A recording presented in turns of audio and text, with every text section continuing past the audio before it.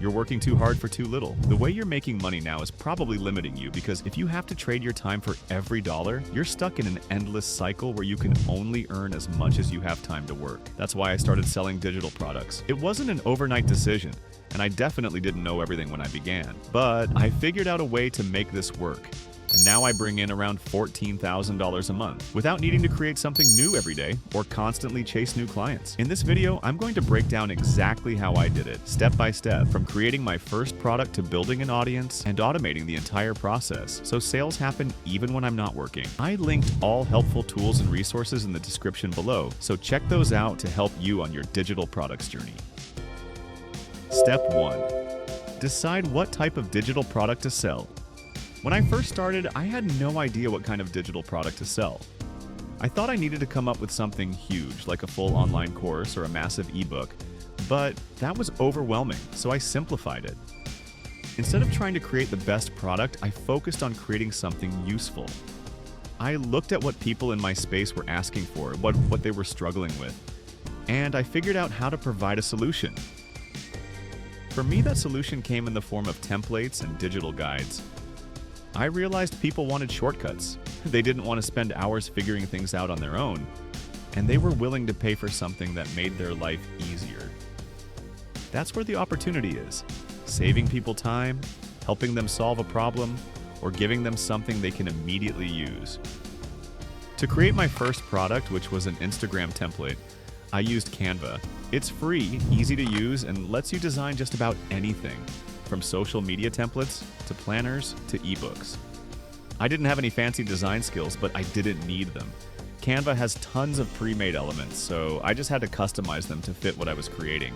Once I had my template ready, I saved it as a PDF and as an editable link.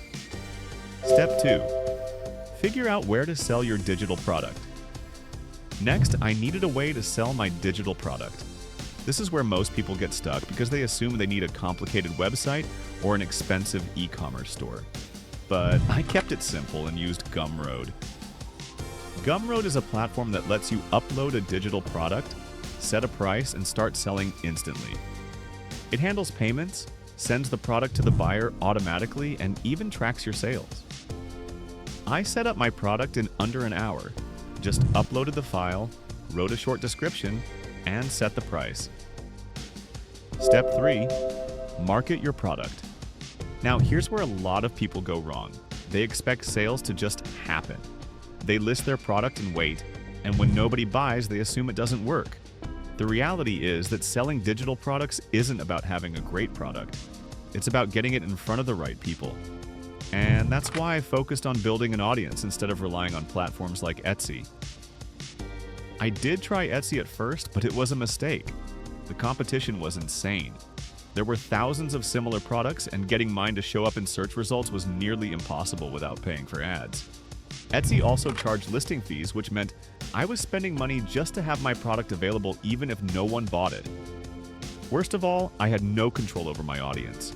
I couldn't email my customers directly, build relationships with them, or encourage repeat purchases. I realized that if I wanted long-term success, I needed to build my own audience instead of depending on someone else's platform. That's when I turned to YouTube. At first, I wasn't sure if it would work, but I knew that YouTube had one massive advantage. Videos keep getting views forever. Unlike Instagram or TikTok, where posts disappear in a day or two, YouTube videos keep bringing in traffic for months, even years. That meant every video I made had the potential to drive sales long after I posted it. I started by making videos about topics my audience was already interested in.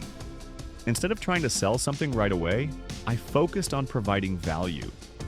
If my product was a set of social media templates, I made videos about how to grow on Instagram.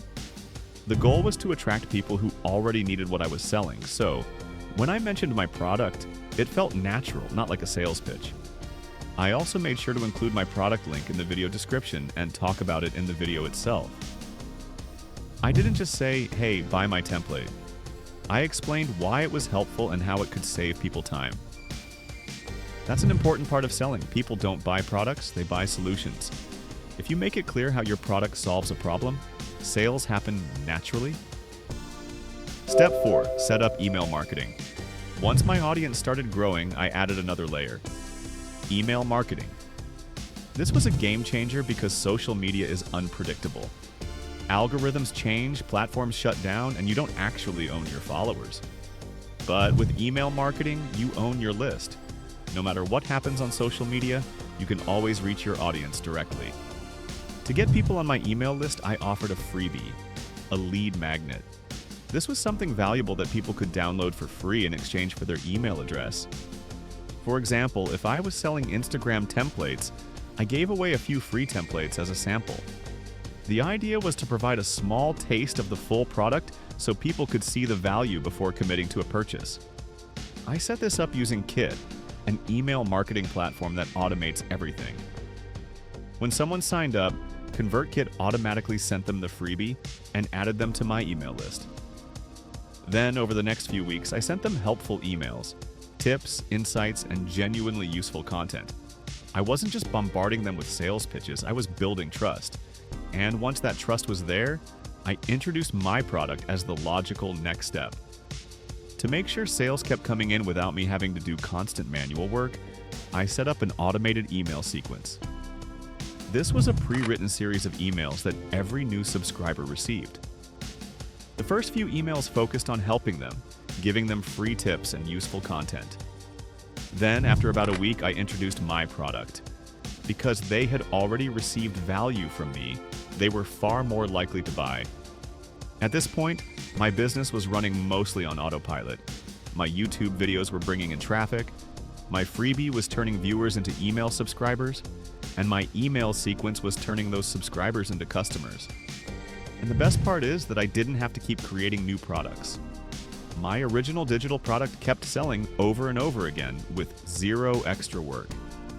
The biggest lesson I learned from all of this is that consistency is key. None of this happened overnight.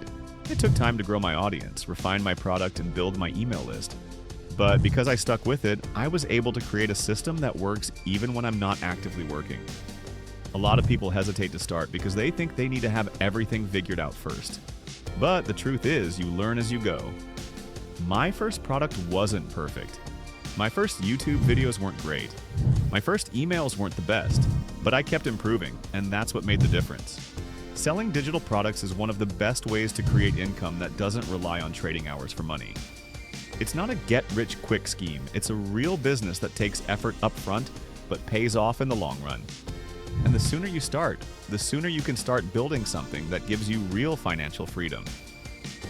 What type of digital products are you thinking of selling? Let me know in the comments. And if you found this helpful, don't forget to like and subscribe for more videos like this.